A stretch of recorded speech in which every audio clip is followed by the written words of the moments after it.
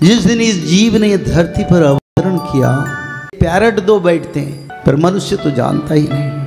हर सनातन के लिए सबसे बड़ा जरूरी है, जीव को डायरेक्ट मुक्ति नहीं मिलेगा। बड़ा पवित्र है प्रभु हमारा थे। जिस दिन इस जीव ने धरती पर अवतरण किया, उसी दिन प्रभु की अंश स्वरूप से मानव जीवन मिला। एक आत्मा, दूसरा परमात्मा। आपने कौन कौन लोग जगन्नाथ मंदिर के जो रथ यात्रा में नंदी घोष रथ दिखे, हाथ उठाइए। जगन्नाथ मंदिर के रथ के ऊपर दो ये पैरट दो बैठते हैं, एक जीव दूसरा परम। जीव और परम का तत्व जगन्नाथ तत्व है, यानी जगन्नाथ से सारे जीवों का सृष्टि और जगन्नाथ से सारे जीवों का विलय है, पर मनुष्य तो जानता ही नहीं। और जीव परम का ये संपर्क, जिस संपर्क का कभी विच्छेद नहीं है, यानी कभी दूर नहीं है, पर कर्म के कारण जीव कभी कभी परम से दूर हो जाता है। 84 लाख जन्म से जन्म होता है, पर तत्व तो निराधार सत्य अनंत है। तो इसीलिए जिस परम तत्व से ये मानव का उत्पत्ति, जिस परम तत्व से शास्त्रों का उत्पत्ति, उस शास्त्र को पालन करना हर सनातन के लिए सबसे बड़ा जरूरी है।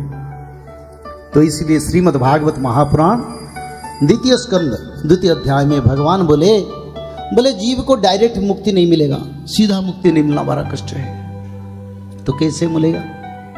ना क्रमान्वय मुक्ति, ग्रेजुअली मुक्ति मिलेगा। तो इसलिए इसके लिए क्या करना पड़ेगा?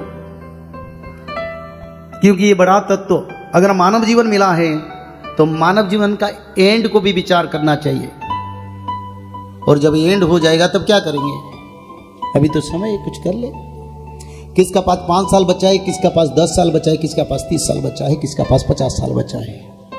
पर समय को विनियोग करने के लिए शायद जगन्नाथ जी का इच्छा।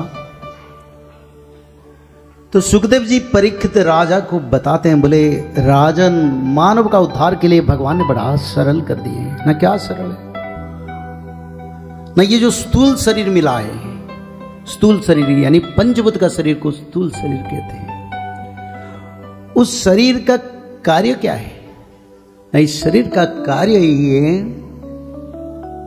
मानव जीवन को सार्थकता करने के लिए स्थूल जीवन में भगवत कर्म को करना जरूरी है। भगवत कर्म, त्रिकाल संध्या, भागवत पठन, 4 पाद धर्म, तपस्या, दया, दान, बस सनातन बड़ा सरल है। उसको जो मानव पालन करेंगे। कोई लोग चाहते हैं हम ज्यादा बचना है, हमको ज्यादा उम्र चाहिए। ये कर्म जो लोग करेंगे 100 साल से पहले उसका मृत्यु नहीं होगा। अब बोलेंगे इतना साल कौन बचेगा?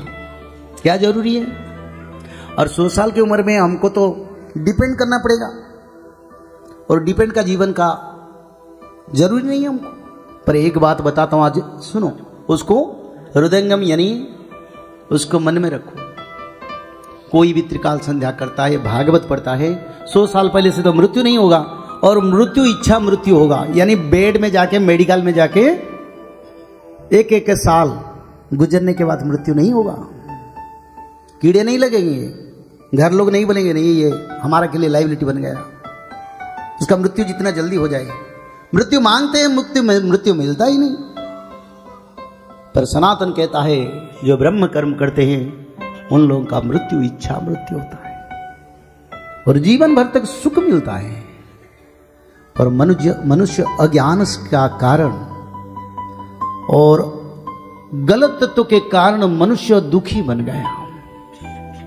तो इसीलिए मैंने बताया था, जैसे एक बिजनेसमैन रोज खरीद करता है, उसको बेचता है, और बेचते बेचते जीवन चल जाता है, फिर मृत्यु हो जाता है। रोज परचेज करना बेचना, रोज परचेज करना बेचना। मनुष्य जीवन एक वणिक की तरह, कोई बिजनेसमैन की तरह, रोज लाओ खाओ बचो, फिर लाओ खाओ बचो।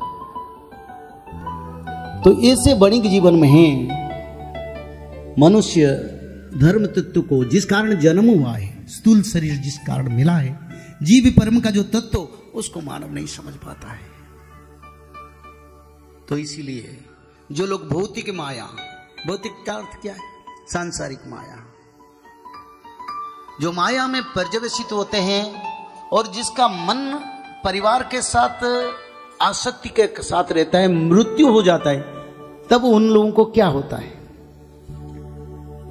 उन्हीं लोगों को बैतरणी नरक को जाना पड़ता है। ये भागवत का द्वितीय स्कंद, खुद भागवत पढ़िए, मैं तो भागवत पढ़ाता हूं लोगों को, हम जहां जाते हैं भागवत पढ़ाते लोग, पढ़ो।